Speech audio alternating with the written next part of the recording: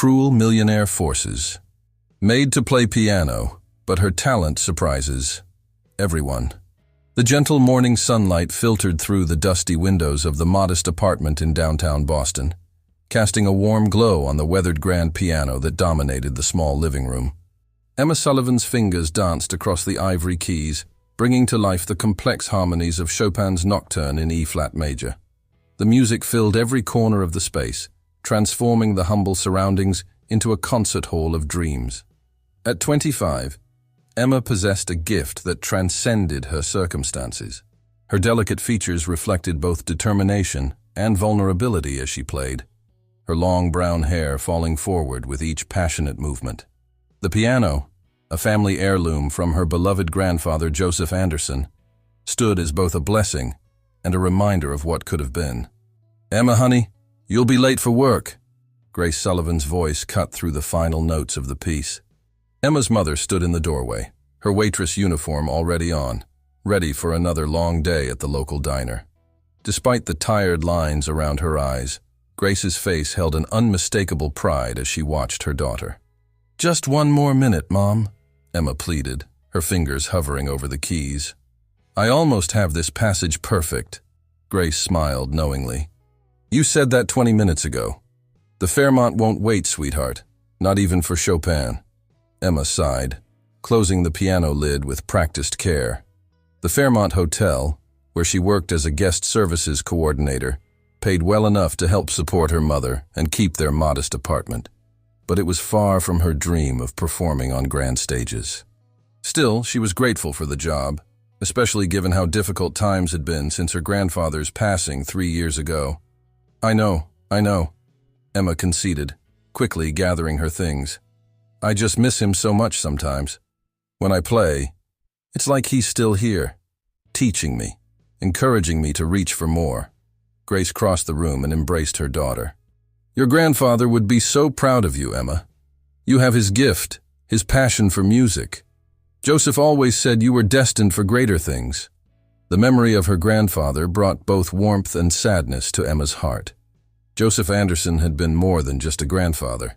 He had been her mentor, her inspiration, and her biggest supporter. A former concert pianist himself, he had recognized Emma's talent when she was barely tall enough to reach the piano keys. Every day after school, he would sit beside her on the piano bench, patiently guiding her hands, teaching her not just to play the notes, but to feel the music in her soul. "I'll never understand why he gave up his career," Emma mused, checking her appearance in the hallway mirror. "He could have been famous, played in symphonies around the world." Grace's expression shifted slightly, a fleeting shadow crossing her features. "Your grandfather had his reasons, Emma.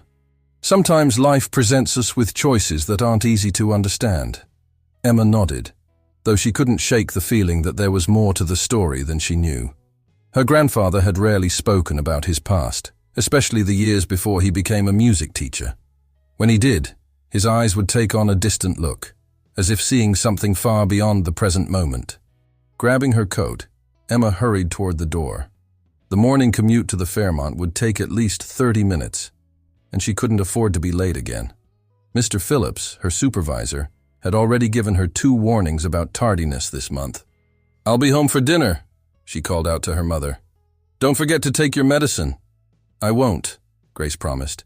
"And Emma, don't let anyone dim your light, sweetheart. You're special, just like your grandfather always said." As Emma rushed down the worn stairs of their apartment building, her grandfather's words echoed in her mind. "Music isn't just about playing the right notes, little one. It's about sharing your soul with the world."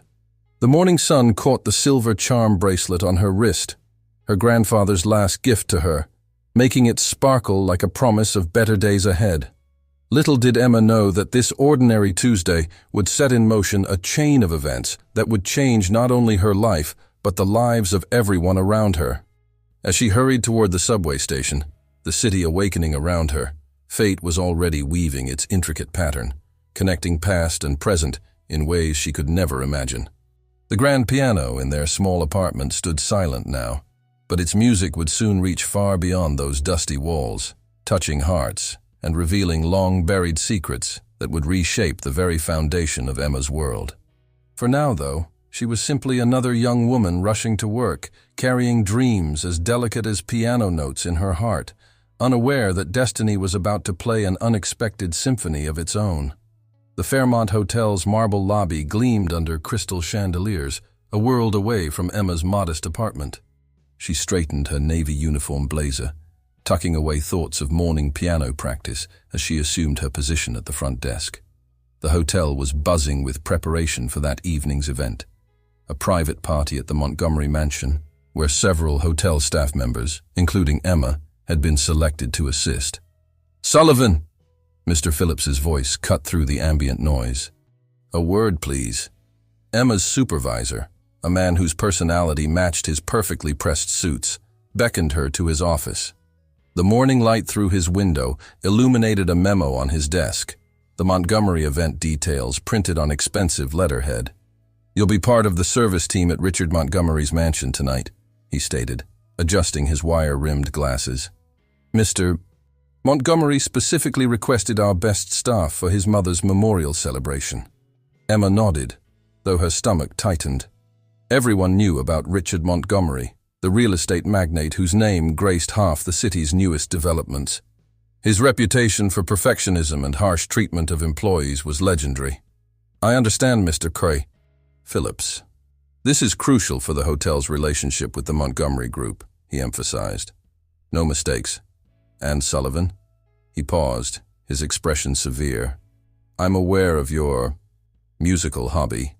Mr. Montgomery has an extensive collection of rare instruments, including several valuable pianos.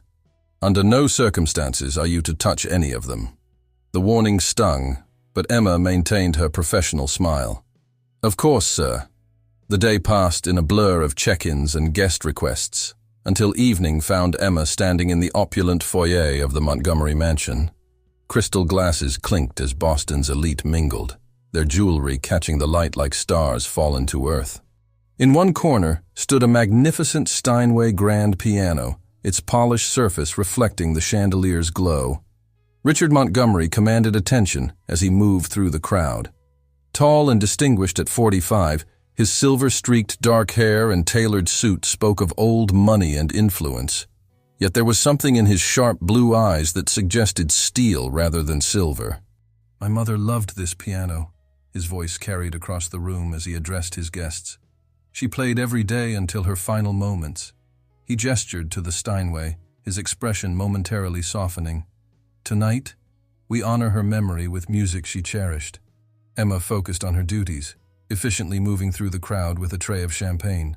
She couldn't help stealing glances at the piano, remembering her grandfather's stories about playing a similar instrument in his youth. "You." Montgomery's voice suddenly addressed her. "I've been told you play." Emma froze, nearly dropping her tray. Mr. Phillips must have mentioned her musical background despite his warning. Yes, sir. But I'm here to serve." "Play something," Montgomery commanded, gesturing to the piano. "Mother would have wanted music tonight, and our hired pianist is inexcusably late." The room fell silent. Emma felt dozens of eyes on her as she stood, trapped between propriety and pride. "Mr. Montgomery, I couldn't possibly—" "I insist," he cut her off, his tone leaving no room for refusal. "Unless you'd prefer to seek employment elsewhere?" The threat hung in the air like crystal about to shatter. Emma set down her tray, her heart pounding. As she approached the piano, she could feel Mr. Phillips's disapproving stare. But something else pushed her forward. Her grandfather's voice in her memory, reminding her that music was meant to be shared.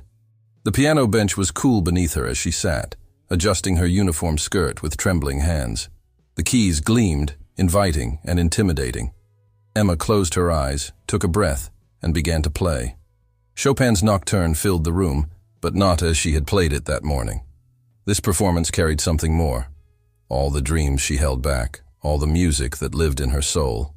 Her fingers found the keys with certainty, drawing forth melody and harmony in a dance as natural as breathing. The room disappeared. There was only the music, flowing through her like a river of memory and hope. She played for her grandfather, for her mother working double shifts, for every moment she'd stood on the outside of this glittering world looking in. When the final note faded, silence held for a heartbeat before applause erupted. Emma opened her eyes to find the crowd moved, some dabbing at tears. Even Mr. Phillips appeared stunned. But it was another man who stepped forward first. Thomas Bennett, the renowned conductor of the Boston Symphony Orchestra. His eyes sparkled with interest as he approached the piano. "Extraordinary," he murmured, studying Emma with keen appreciation. "Where did you study?" Before Emma could respond, Richard Montgomery's voice cut through the moment. "She's hotel staff," he stated coldly, "and currently neglecting her duties." Emma stood quickly, smoothing her uniform. "I apologize, Mr. Montgomery. I should return to—" "No, please," Maestro Bennett interrupted. That was remarkable. Technical precision with genuine emotional depth, a rare combination. He pulled a card from his pocket. "The symphony is holding auditions next month. I would very much like to see you there." Emma accepted the card with trembling fingers, barely registering the prestigious address embossed in gold. Her heart soared even as she felt Richard Montgomery's disapproving gaze. What she couldn't see was the strange play of emotions across Montgomery's face as he watched her. Recognition, confusion, and something deeper, like a half-remembered dream trying to surface. In his study upstairs, locked in his mother's antique desk, lay a diary that would soon unravel everything he thought he knew about his family's history. For now, though, Emma quietly returned to her duties, the conductor's card burning a hole in her pocket, like a ticket to another life. The night continued around her, but something had shifted, like the first notes of a symphony beginning to unfold. The day after the Montgomery party, Richard sat in his study, surrounded by the weight of old memories. His mother's belongings still needed to be sorted, a task he'd been avoiding for weeks. The morning light filtered through leaded glass windows, illuminating dust motes that danced above scattered papers and photographs. His fingers traced the embossed leather cover of his mother's diary, found tucked away in her antique desk. Eleanor Montgomery had always been private about her past, especially regarding his early years. Now, as he opened the well-worn journal, something fluttered to the floor. A yellowed newspaper clipping from 1979, featuring a young pianist named Joseph Anderson. Richard's breath caught. The face in the grainy photograph stirred something in his memory. A fragment of a dream, perhaps, or something deeper. The young man sat at a piano, his expression hauntingly familiar. Richard began to read his mother's elegant script. March 15th, 1979. I saw Joseph again today. The way he plays, it's as if the music comes directly from his soul. If only things could be different. If only Charles weren't so controlling.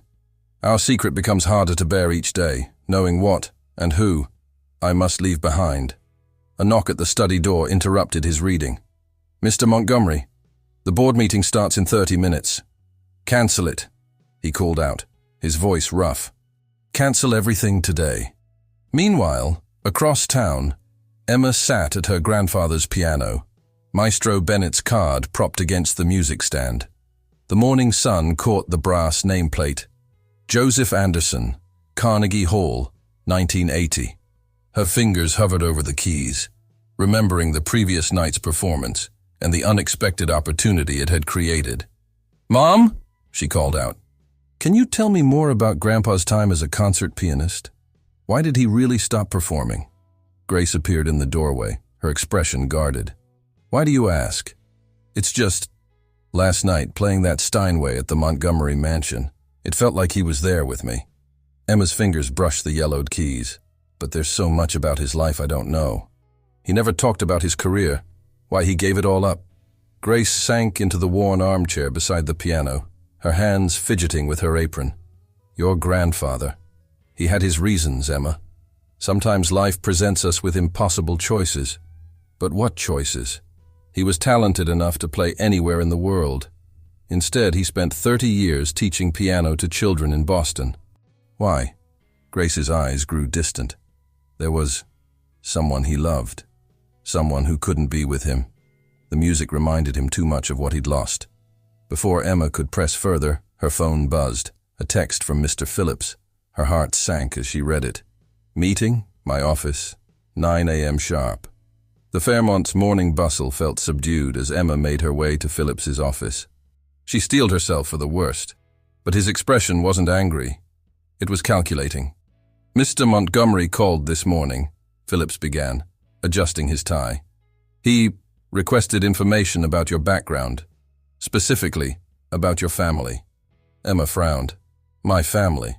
Why would he?" "He's also arranged for you to have the week off, with pay." Phillips slid an envelope across his desk. "And he's requested your presence at his office this afternoon. His assistant will email you the details." Across town, in his study, Richard Montgomery stared at another page of his mother's diary, his hands shaking. July 1979. The baby kicks stronger each day. Charles suspects nothing, believing the child is his. But when I close my eyes, I see Joseph smile, hear his music. I know my son will have his gift. The gift I must help him hide, for everyone's sake. The diary entries blurred before him. Richard reached for the society pages from the previous night's party, where Emma's impromptu performance had made the social column. The photograph showed her at the piano, her profile hauntingly similar to the young man in the 1979 clipping. His intercom buzzed. "Sir, I've arranged the meeting with Emma Sullivan for 3 o'clock. "Thank you, Claire." Richard's voice was steady, belying the tremor in his hands. "And the private investigator's report?" "Just arrived. Shall I?" "No, just send it in." The manila envelope sat unopened on his desk, containing answers to questions he wasn't sure he was ready to ask. Outside his window, Boston's financial district gleamed in the morning sun, the empire he'd built rising in steel and glass. But for the first time in years, it all felt hollow.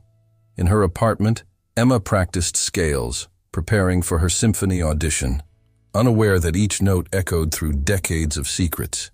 Her grandfather's photo watched from its place of honor, his young face holding answers to questions she hadn't yet learned to ask. Grace Sullivan stood in her kitchen, clutching an old, creased photograph she kept hidden in her Bible. A young couple at a piano recital, their faces alight with love and music. She traced the man's features, her father, Joseph Anderson, in his performing days. And beside him, a beautiful young woman in elegant clothes, her eyes hiding a secret that would soon change everything. The photograph was dated September 1979, and on the back, in faded ink, was written, "Eleanor and Joseph, last performance." The same Eleanor, whose son now held her diary, unraveling a symphony of secrets that had waited decades to be heard. The Montgomery Building's gleaming facade stretched toward the clouds, its windows reflecting the afternoon sun like sheets of gold. Emma stood in the marble lobby, her mother's worried voice still echoing in her ears. "Be careful, sweetheart. Rich men like that. They don't usually take an interest in people like us without a reason." The elevator ascended silently to the top floor, each floor number lighting up like counting measures in a score. Emma clutched her handbag containing the symphony audition information from Maestro Bennett. She hadn't expected Richard Montgomery to summon her here, especially after his cold dismissal at the party.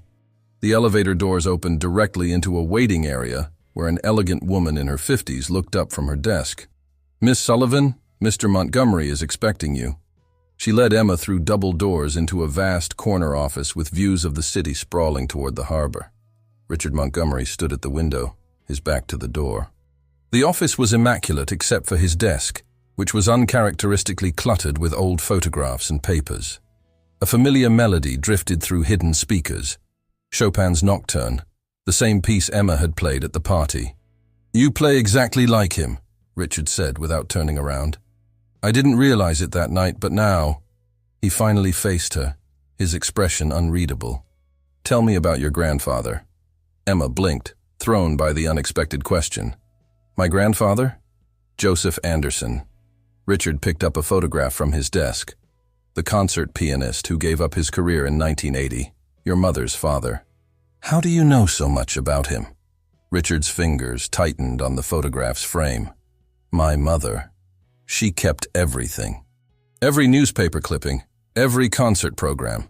He gestured to the papers on his desk. "She attended all his performances in Boston.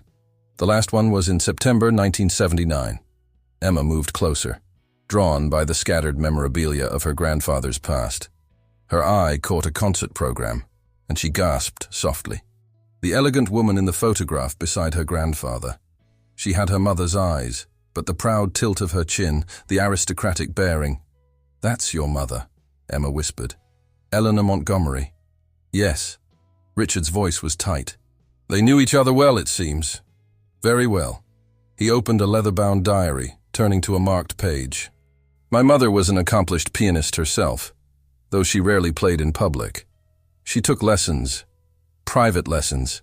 Emma's mind raced, trying to piece together the implications.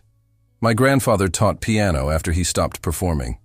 But surely, he didn't just teach her piano." Richard's words cut through the air like crystal shattering. According to her diary, they were in love. A love that had to remain secret because she was already married to Charles Montgomery, my supposed father. The room seemed to tilt beneath Emma's feet. She gripped the back of a chair, her knuckles white. "What are you saying?" Richard looked at her then, really looked at her. And Emma saw what he must have noticed at the party. The same dark hair, the same way of holding themselves, even the same hands made for piano keys. "Your grandfather, Joseph Anderson," Richard said slowly, "was my biological father, which makes your mother my half-sister. And you—" He paused, the weight of revelation heavy in his voice. "You're my niece." Emma sank into the chair, the world spinning around her. Every detail of her life seemed to shift, realigning itself around this new truth. The way her grandfather would sometimes grow quiet when passing the Montgomery buildings downtown. Her mother's evasive answers about the past. The feeling of connection she'd had with the Montgomery mansion's piano. It had belonged to her grandmother. "Does my mother know?" she whispered. "I don't know," Richard admitted. "I've hired investigators to piece together the timeline. Your grandfather left the concert circuit abruptly in 1980, just months after I was born. He stayed in Boston, teaching piano." His voice cracked slightly. "Teaching children like you, while his own son grew up in this tower, never knowing." Through the speakers, Chopin's notes continued to weave through the air, binding past and present. Emma recognized the recording. It was her grandfather playing, his distinctive touch unmistakable. "He gave me his piano," Emma said softly, "before he passed. Said it was more than just an instrument, that it held all his memories, his dreams, his love." Richard turned back to the window, but Emma caught his reflection in the glass, the vulnerable look of a man seeing his whole life through new eyes.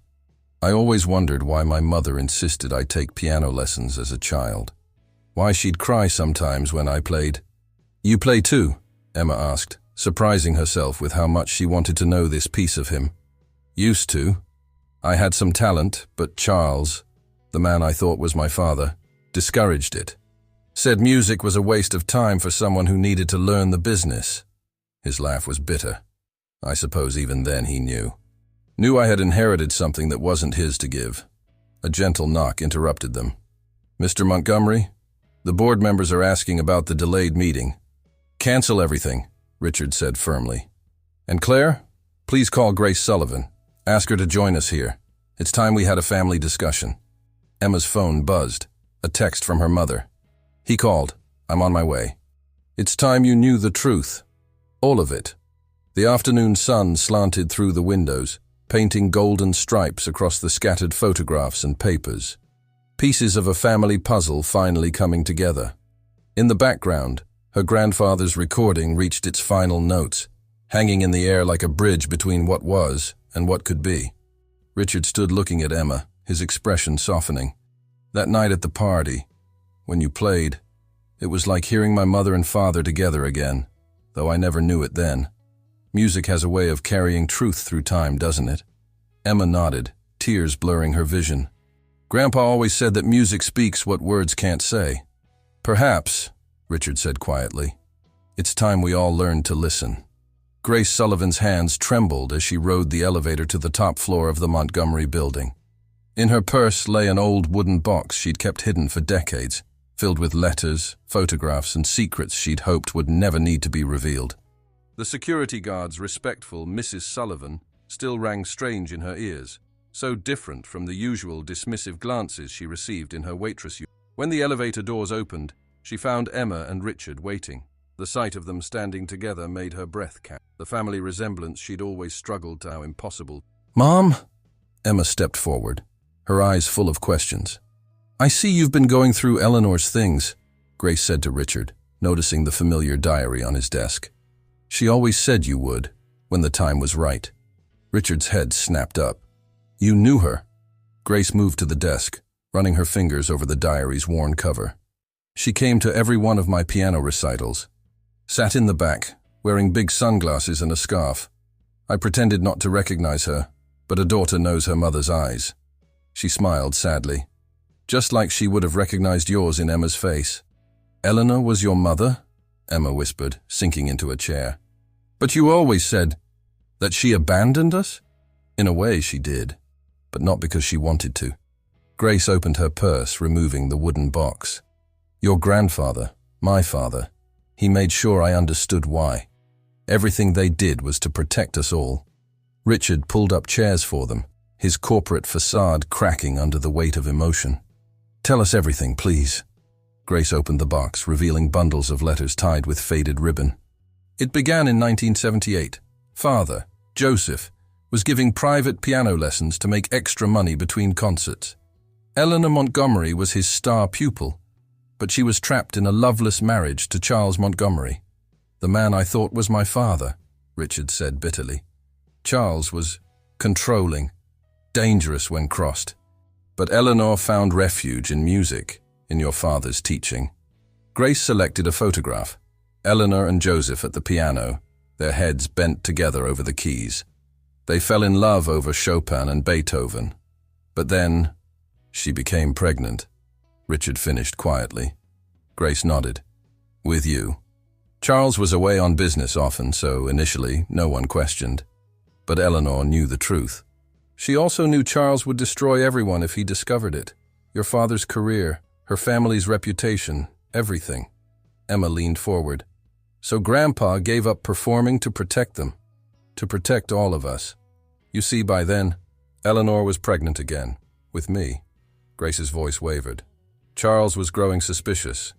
If the truth came out about either pregnancy, Richard stood abruptly, pacing to the window. So they separated. Eleanor stayed with Charles, raising me as his son, while Joseph raised me alone, giving up everything he'd worked for.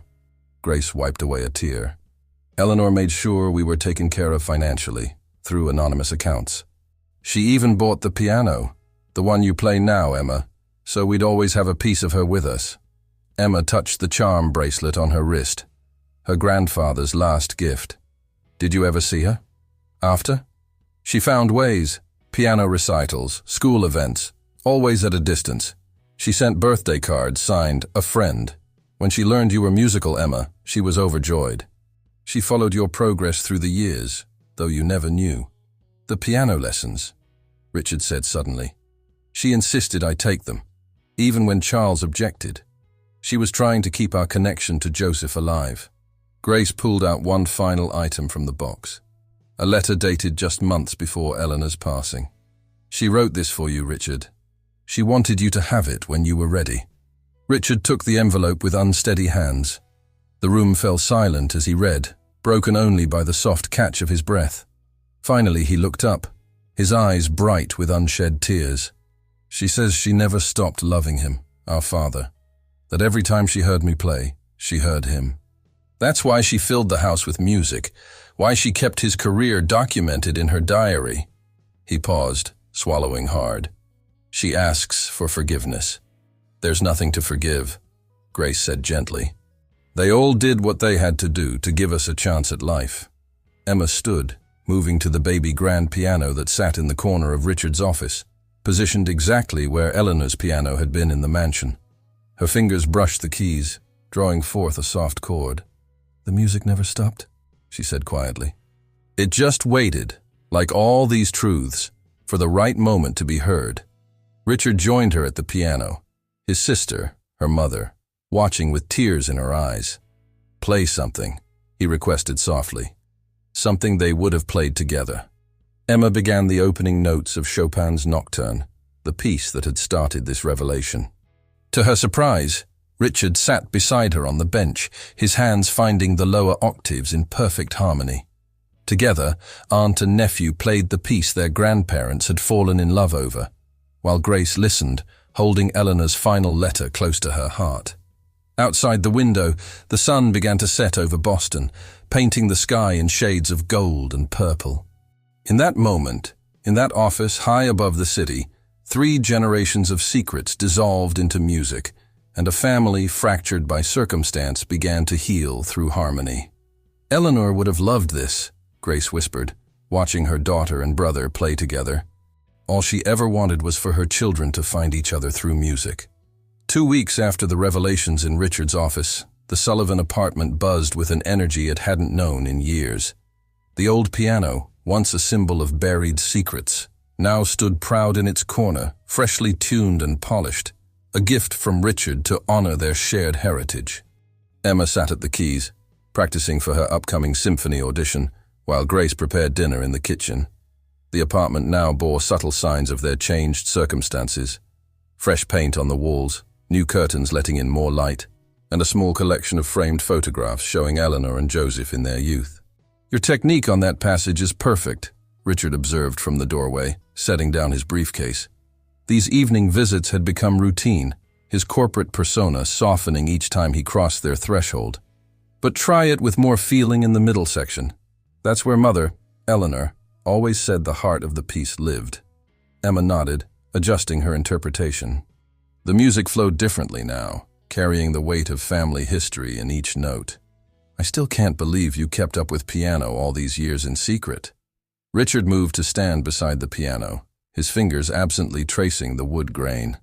"Charles might have forbidden it at home, but I had a piano installed in my private office years ago.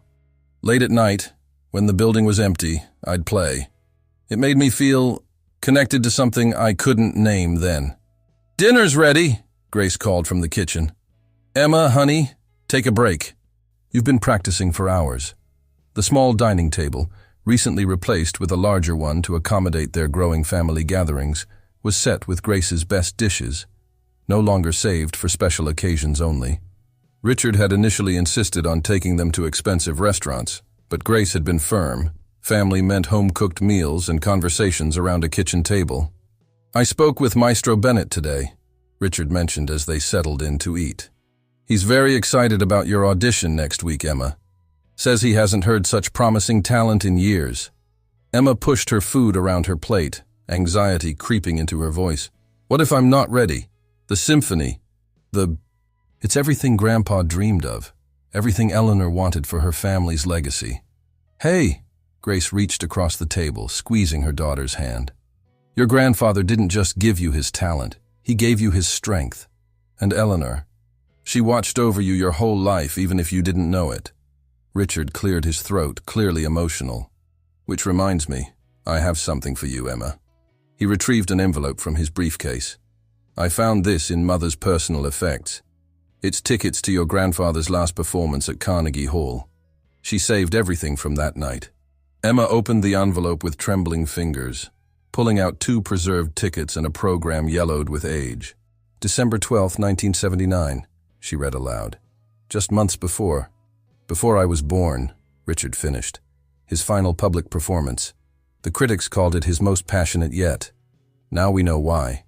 Grace stood suddenly, moving to a cabinet in the corner. "There's something else you should both see."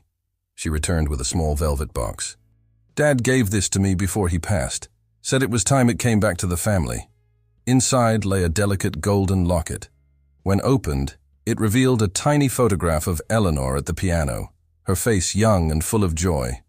On the other side, an inscription. "Music is love made audible." It was Eleanor's, Grace explained.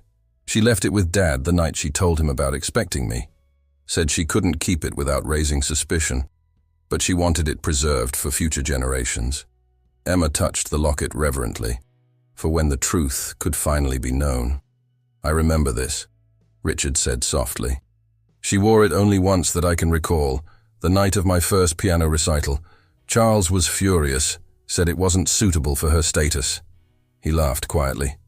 Now I understand why she didn't care about his opinion that night.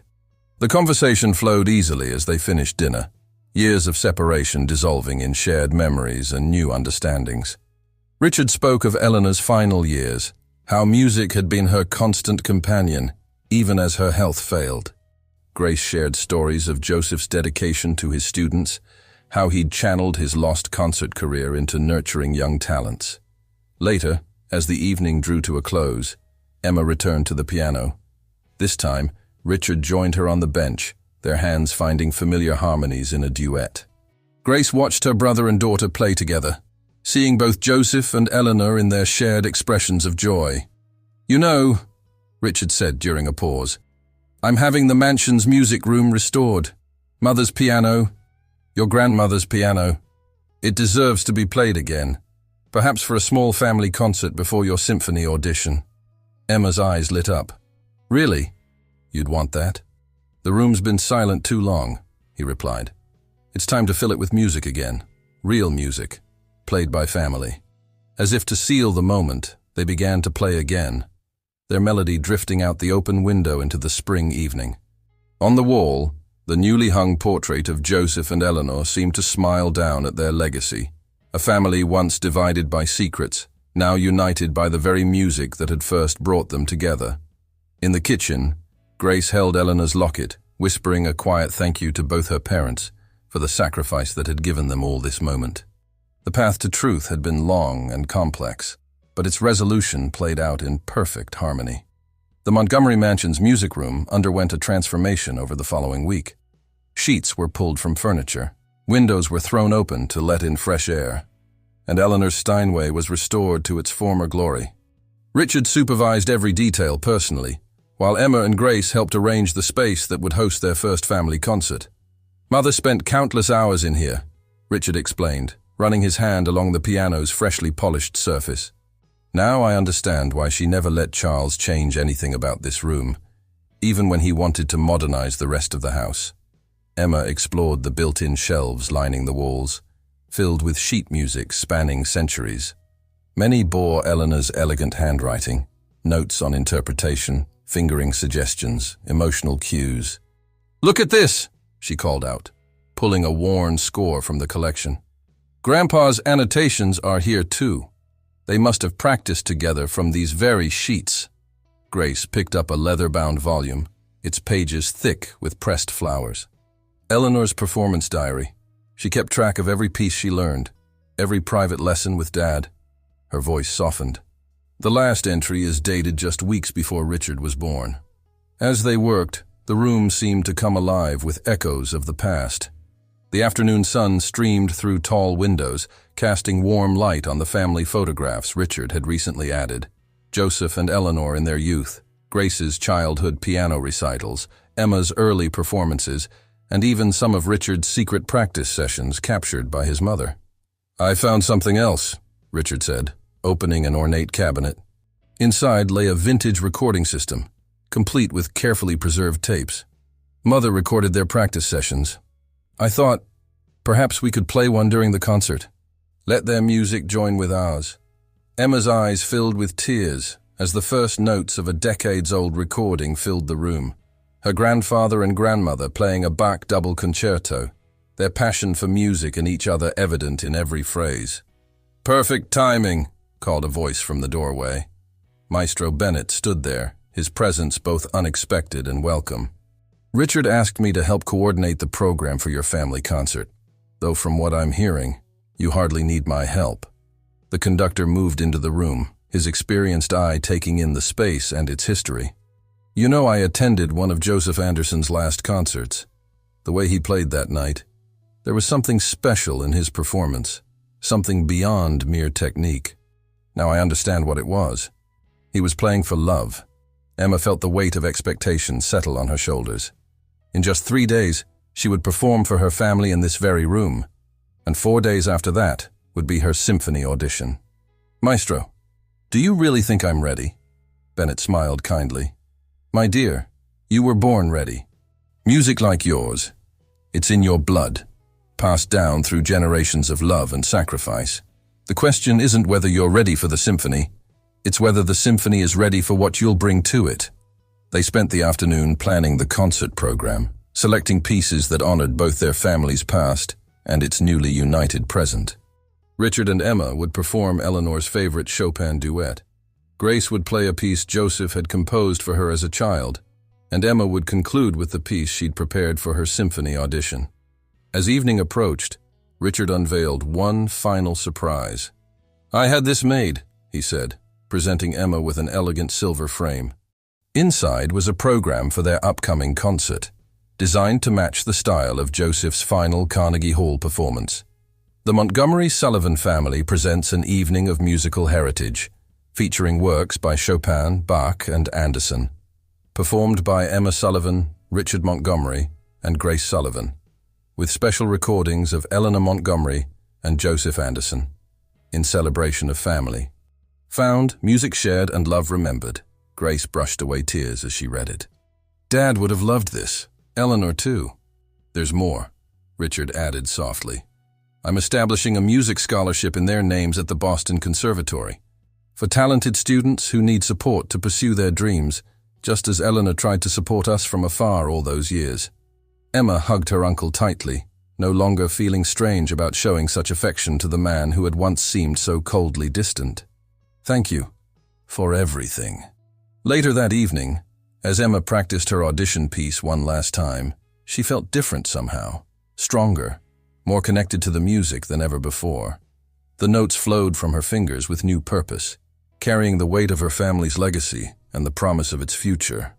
Grace and Richard sat listening, their own musical knowledge allowing them to appreciate the subtle ways Emma's playing had evolved. Her technique had always been excellent, but now there was something more, an emotional depth that spoke of understanding, of acceptance, of belonging. "You know," Richard mused quietly to his sister, "Mother's diary had one last entry, written just days before she left us. She wrote that music has a way of completing circles, of bringing people together across time and space. She hoped that someday her children would find each other through the very notes that first brought her and Joseph together." Grace squeezed his hand. "They did, Richard. They finally did."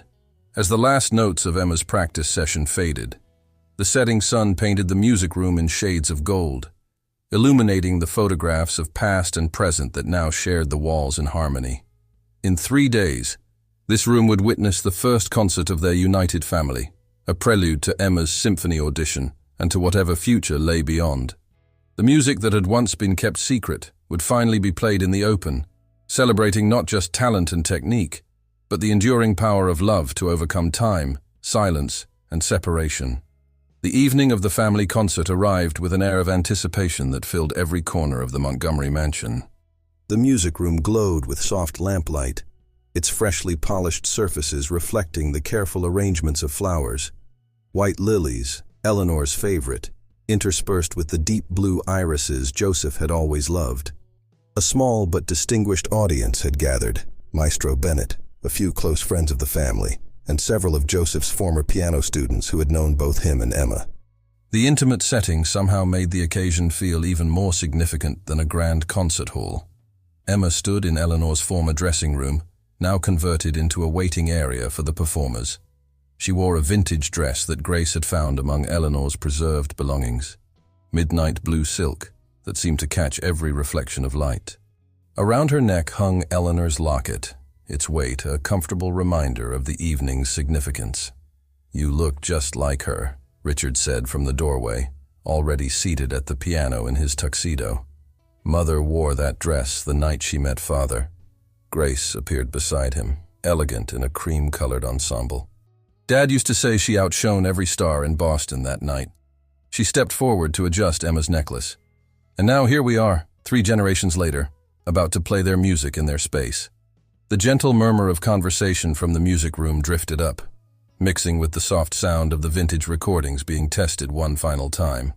Through it all, Emma could feel the presence of her grandparents, in the aged sheet music, in the very air of the room, in the piano waiting to sing again. "It's time," Maestro Bennett announced quietly, appearing at the door. "Are you ready?" The family made their way to the music room, where the audience fell silent in anticipation. Richard stepped forward to address the gathered guests, his usual corporate polish softened by evident emotion. "Welcome to an evening of music and memory," he began. "For years this room held secrets in its silence. Tonight, we break that silence with truth, with love, and with the music that has bound our family together across generations." The concert began with a recording, Eleanor and Joseph playing Bach's concerto for 2 pianos.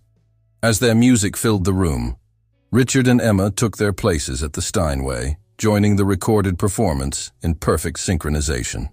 Past and present merged in harmonious counterpoint, 4 pairs of hands across time creating something magical. Grace followed with a solo performance of the piece Joseph had composed for her, a gentle lullaby that spoke of a father's love for his daughter. As she played, photographs of her childhood with Joseph were projected on the wall, including several showing Eleanor watching from a distance, her face half hidden but her pride evident. Throughout the evening, music and memory intertwined. Richard performed pieces from Eleanor's personal repertoire, his technique revealing years of secret practice. Between pieces, Grace shared stories of Joseph's teaching years, while Richard spoke of Eleanor's quiet dedication to preserving their musical heritage. Then came the moment for Emma's solo performance. She settled at the piano, taking a deep breath as her fingers found the keys. The piece she had chosen was Rachmaninoff's Piano Concerto No. Tseku, the same work Joseph had performed at his final Carnegie Hall concert, and the piece she would play for her symphony audition. As she began to play, something extraordinary happened. The room seemed to fade away, replaced by a sense of connection so profound it brought tears to many eyes. Emma's performance carried echoes of Joseph's passionate style, Eleanor's elegant phrasing, and something uniquely her own, a blend of technical brilliance and emotional depth that spoke of both heritage and promise. Maestro Bennett leaned forward in his seat, his expression one of profound appreciation. This was more than an audition preparation. It was the culmination of a musical legacy finally free to express itself fully. In the front row, Grace and Richard sat transfixed, hearing in Emma's playing all the love, loss, and redemption their family had experienced. When the final notes faded, the silence that followed was filled with something almost sacred, a moment of perfect understanding and acceptance. The applause, when it came, was unlike anything Emma had ever experienced.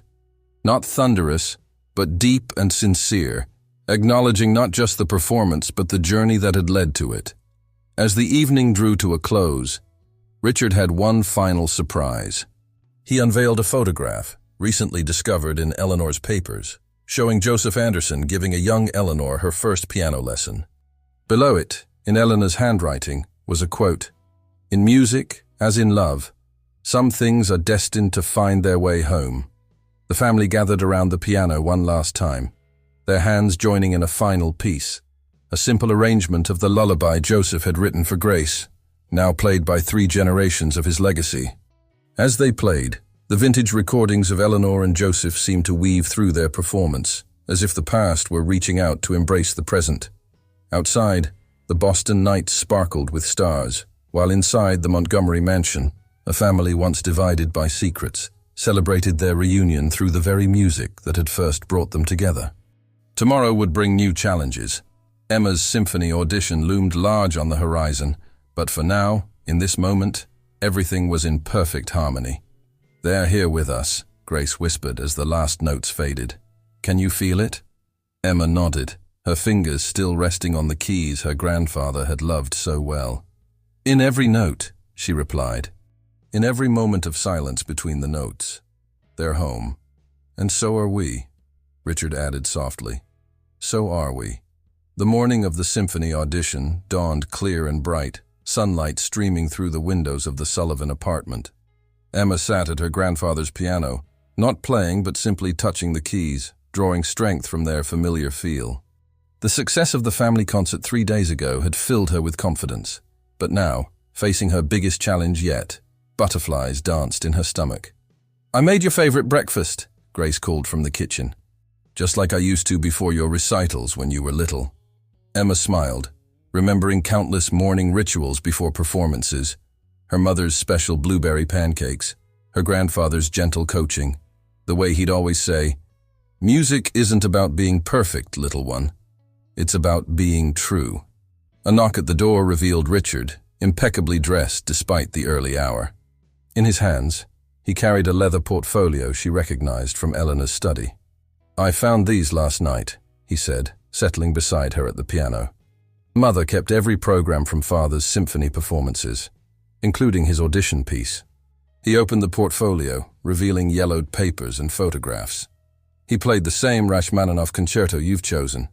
Mother wrote about it in her diary, said she'd never heard anything so passionate."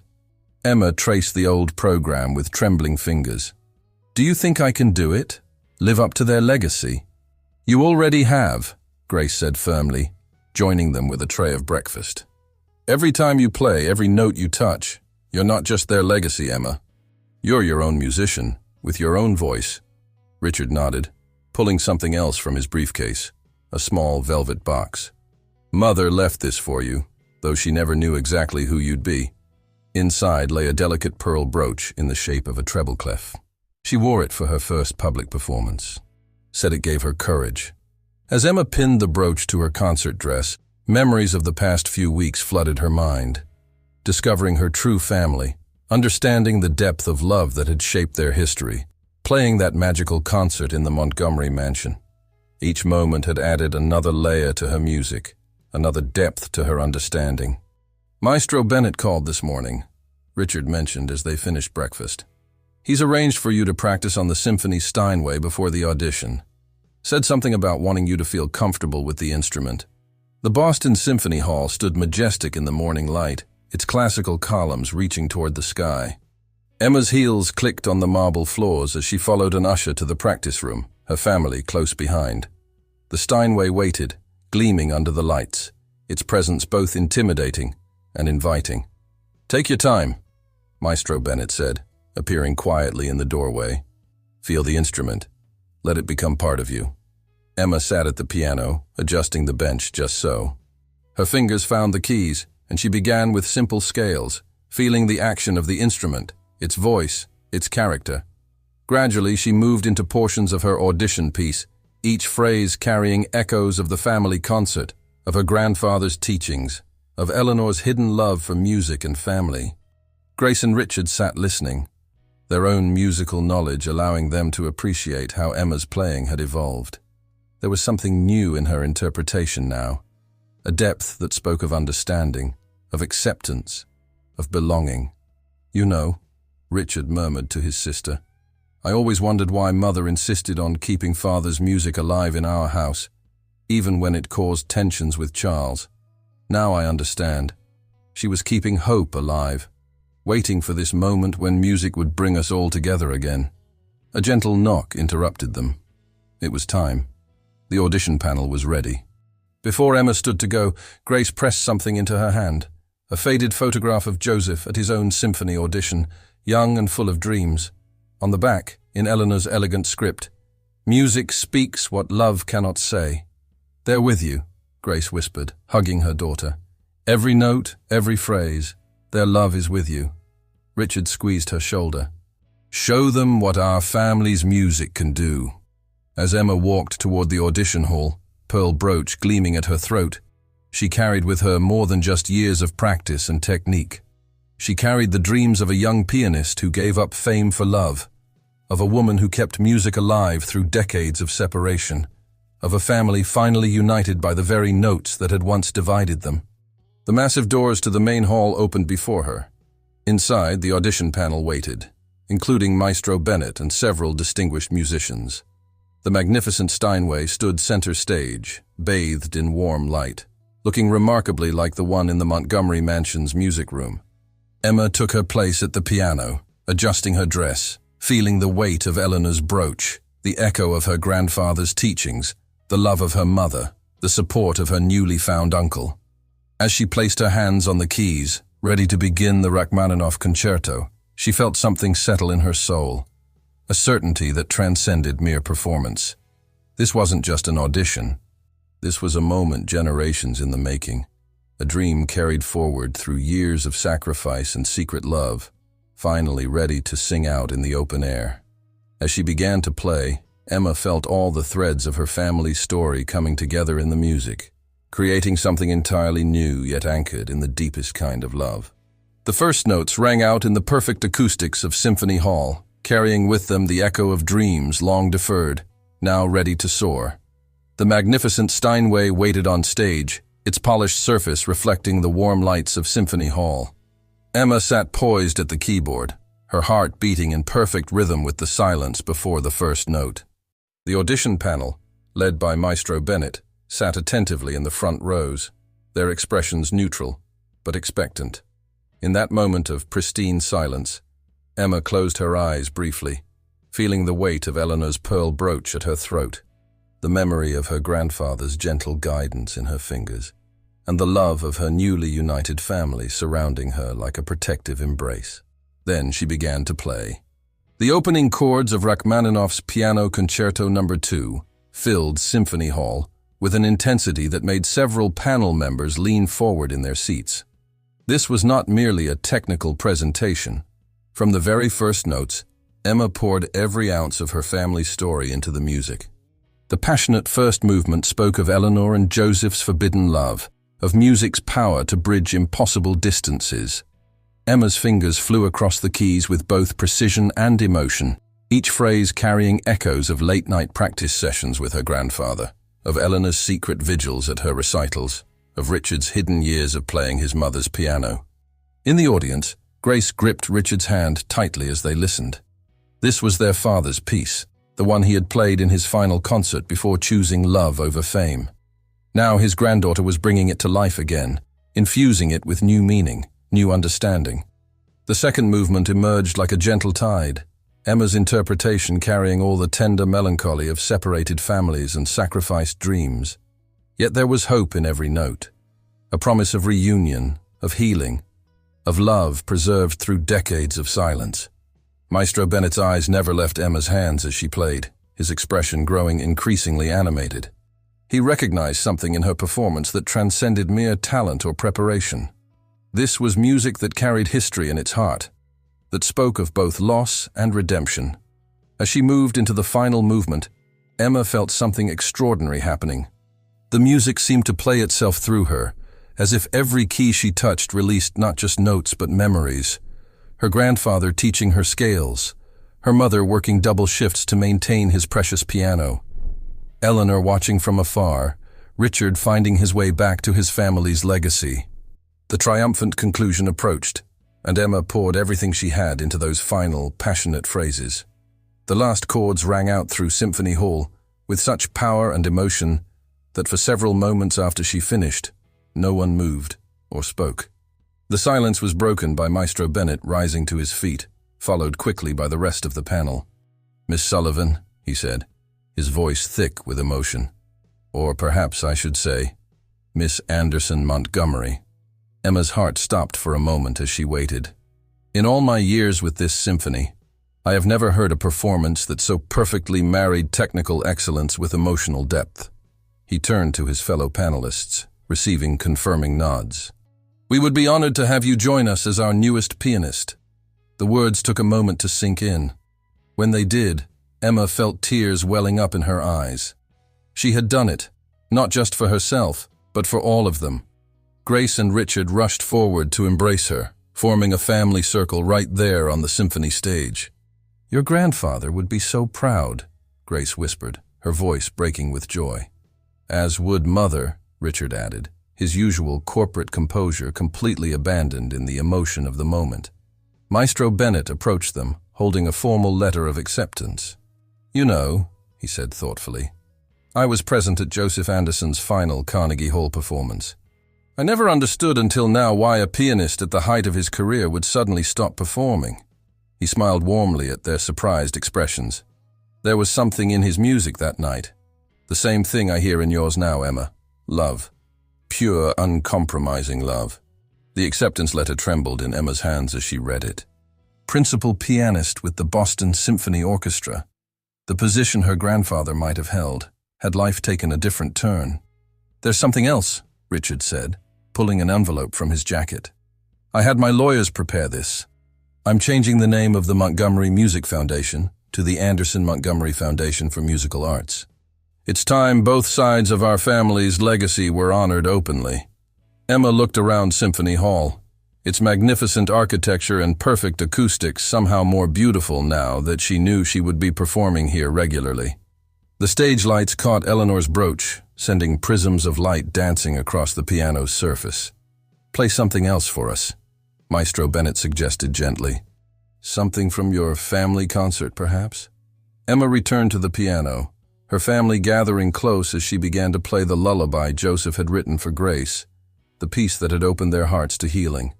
As the tender melody filled the hall, she could almost feel her grandparents' presence, their love for music and each other living on through every note.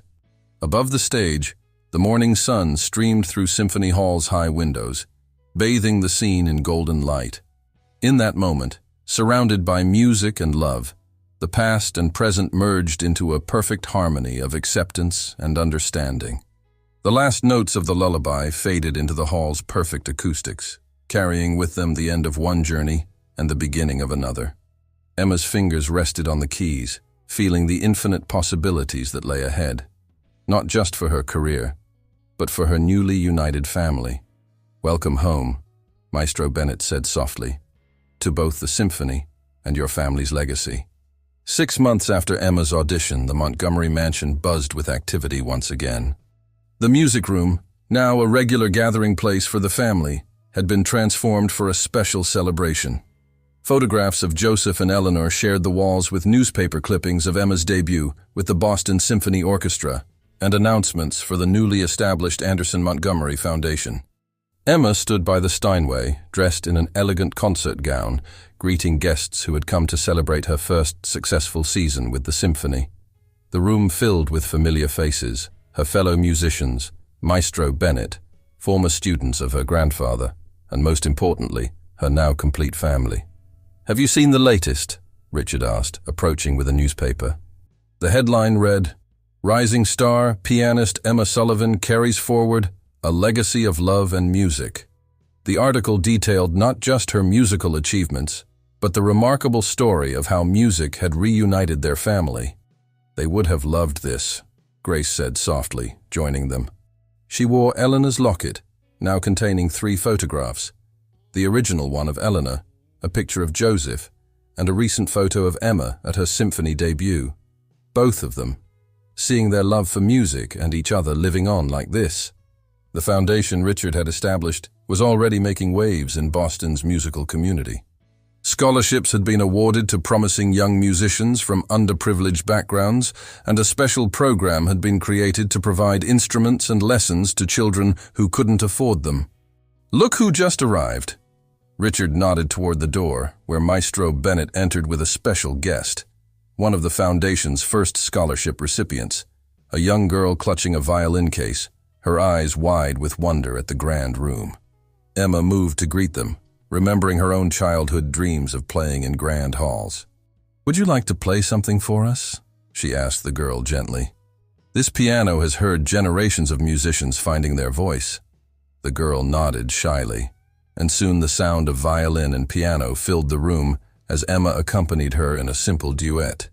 The guests fell silent, watching the passing of the torch to a new generation. "You know," Maestro Bennett said during a quiet moment, "your grandfather once told me that music has a way of completing unfinished symphonies in life. I never understood what he meant until now."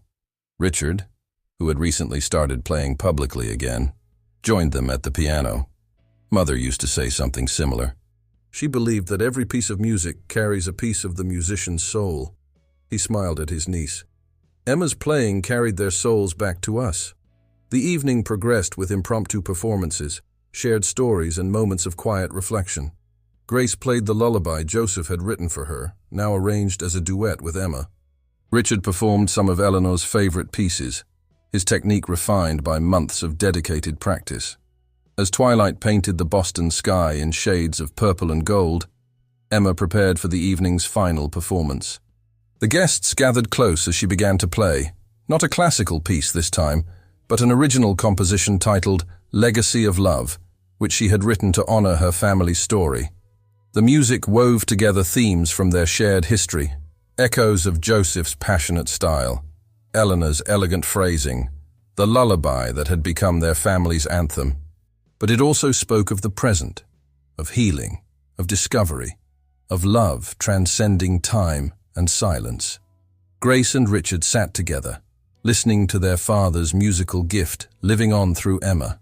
The room seemed filled with more than just the evening's guests, as if the spirits of Eleanor and Joseph were there too, finally able to see their love story completed in the next generation.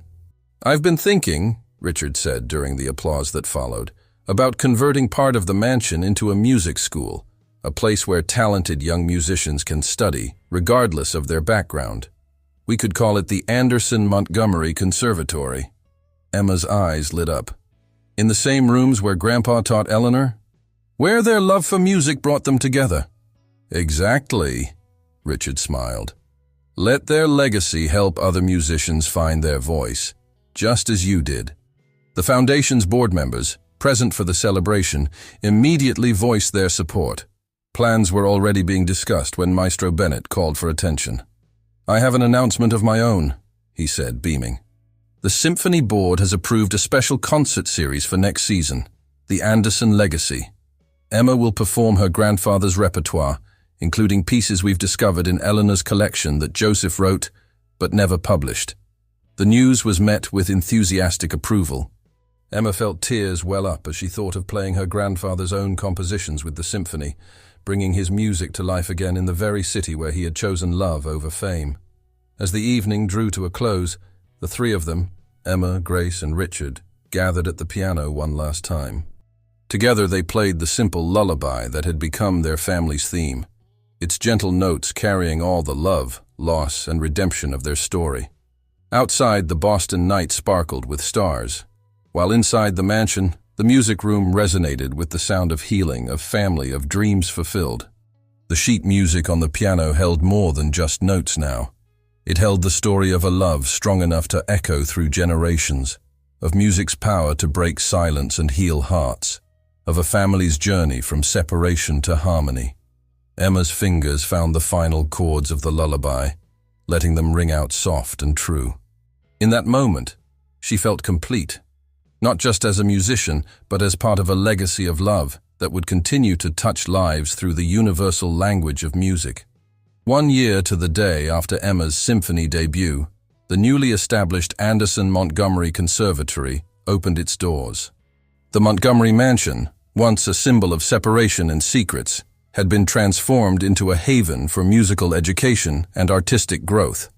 The music room where Eleanor and Joseph had first fallen in love now served as the main performance hall, while other spaces had been converted into practice rooms and classrooms. Emma stood in the center of the performance hall, watching the morning light stream through the tall windows. In a few hours, the inaugural concert would begin, featuring performances by the conservatory's first class of scholarship students, followed by her own performance of Joseph's recently discovered compositions with members of the Boston Symphony Orchestra. "Everything ready for the big day?" Richard asked, entering with Grace. They both carried boxes of old sheet music, the last of Eleanor's collection, finally being moved to the conservatory's library. "Almost," Emma replied, helping them with the boxes. "I was just thinking about how much has changed in a year. It feels like yesterday when I was serving at that party, being forced to play the piano." Grace smiled, pulling out a familiar piece of sheet music, the Chopin nocturne Emma had played that fateful night. "Some forces in life are bigger than us," she said softly. "Music, love, family. They find their way home eventually." The conservatory had already become a respected institution in Boston's musical community. Following Eleanor and Joseph's example, it focused not just on technical excellence, but on nurturing the emotional connection between musician and music. Every practice room contained a framed quote from either Joseph or Eleanor about the power of music to transform lives. Richard had thrown himself into the project with unexpected passion, often sitting in on classes to share stories about Eleanor's dedication to music. His corporate expertise, combined with his rediscovered love for piano, made him the perfect administrator for the school. "Look what we found in the last box," he said, carefully removing a leather-bound notebook. Inside, in Joseph's handwriting, were notes for an unfinished symphony. his last project before giving up his career. Emma took the notebook reverently. "This is what I'm playing tonight. Maestro Bennett helped me complete it, using themes from Grandpa's other works. The perfect piece for our opening," Grace nodded. "A symphony started by love, finished by legacy."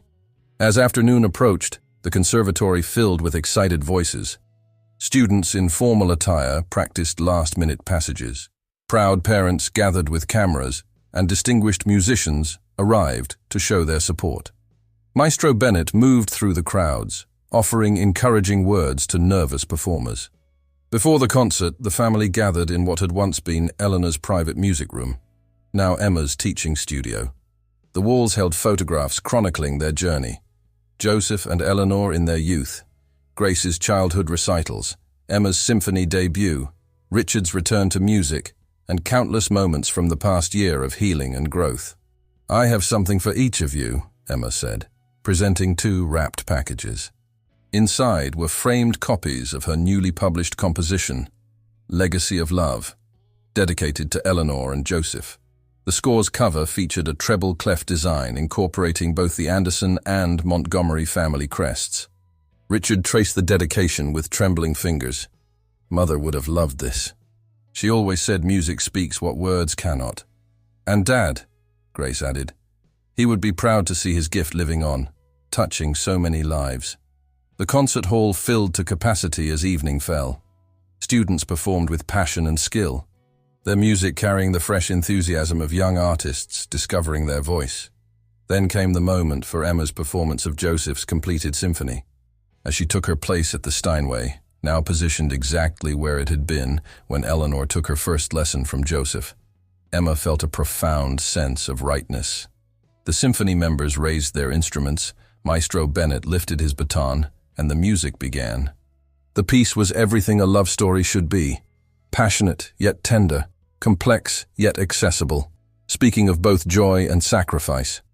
The themes Joseph had written wove perfectly with the passages Emma and Maestro Bennett had composed, creating a musical narrative of love, lost and found again.